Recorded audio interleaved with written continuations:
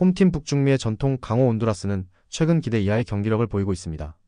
코스타리카와의 최종 예선 첫 경기에서 0대0으로 비기며 답답한 공격력을 노출했습니다. 무려 80분이 지나서야 첫 유효 슈팅이 나올 정도로 창의적인 전개가 부족했습니다. 로사노와 팔마가 공격을 이끌고 있지만 득점력 부재는 여전히 심각한 문제입니다. 이번 경기에서는 홈 이점을 살려 반드시 첫 승을 노려야 하며 루에다 감독이 어떤 전술 변화를 시도할지가 관건입니다. 원정팀 IT는 니카라과 원정에서 3-0 완승을 거두며 기세를 높였습니다. 에이스 나존이 선제골을 터뜨리며 절정의 감각을 과시했고 장 자크와 디드손의 연속 득점으로 막강한 공격력을 증명했습니다. 이 승리로 골득실에서 온두라스를 제치고 조1위에 올랐습니다. 현재 팀 분위기는 최고조이며 나존을 중심으로 한 공격진의 자신감이 매우 높습니다. 어려운 원정이지만 최소 무승부 이상을 목표로 하고 있습니다. 홈팀 푸에르토리코는 북중미 예선에서 세인트 빈센트 그레나딘을 2대1로 꺾으며 좋은 흐름을 이어가고 있습니다. 객관적인 전력은 약하지만 끈끈한 조직력과 투지로 점차 성장하고 있습니다. 주장 자렉 발렌틴이 수비를 이끌고 최다 득점자 액토르 라모스가 공격의 중심을 잡고 있습니다. 이번에는 세계 챔피언 아르헨티나를 상대합니다. 승패보다 경험과 수비 조직력 점검에 초점을 맞출 가능성이 큽니다. 수비에 집중하며 대량 실점을 막고 역습 상황에서 리카르도, 리베라의 한 방을 노리는 실리적인 전술이 예상됩니다.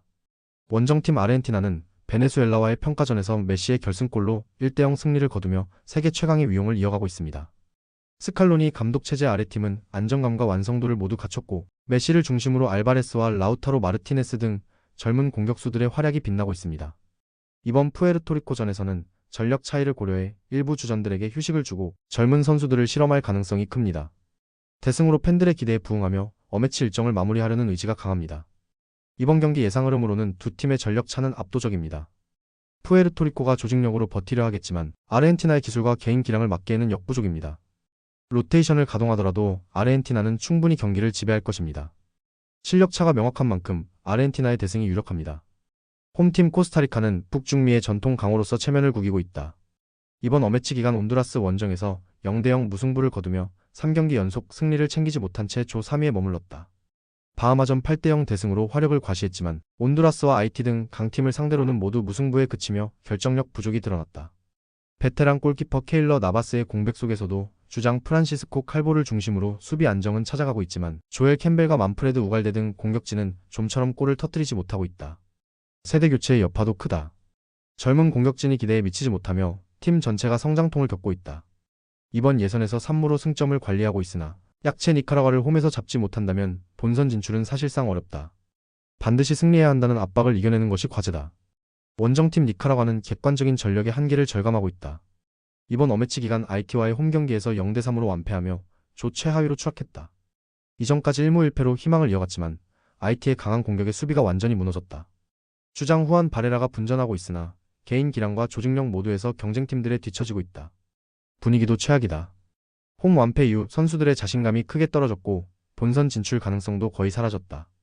남은 목표는 유종의 미를 거두는 것이다. 강호 코스타리카 원정은 부담스럽지만 잃을 것이 없는 상황에서 수비 집중으로 맞설 가능성이 크다. 대량 실점을 피하며 경기를 마치는 것이 현실적인 목표다. 이번 경기 예상 흐름으로는 역대 전적에서 코스타리카는 니카라과를 상대로 압도적인 우위를 점하고 있다. 코스타리카가 최근 공격력 부진에 시달리고 있지만 두 팀의 전력 차는 명확하다. 홈 이점을 아는 코스타리카가 초반부터 강하게 압박하며 승리를 노릴 것으로 보인다. 니카라과의 수비 조직력으로는 코스타리카의 파상 공세를 막아내기 어렵다.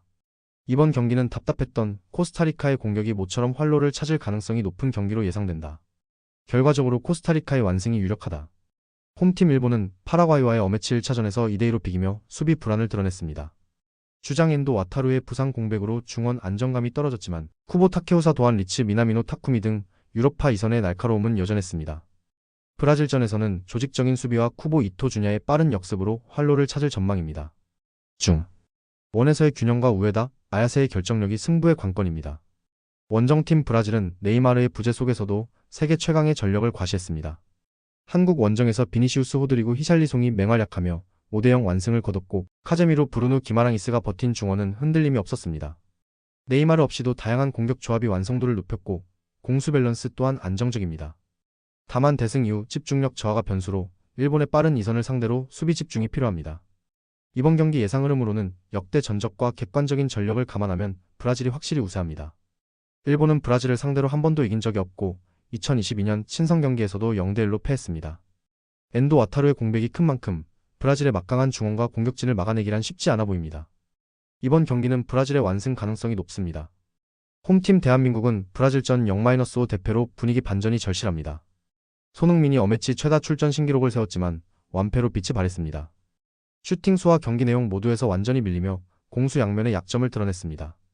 이번 홈 마지막 경기에서는 반드시 승리를 거둬야 할 상황입니다.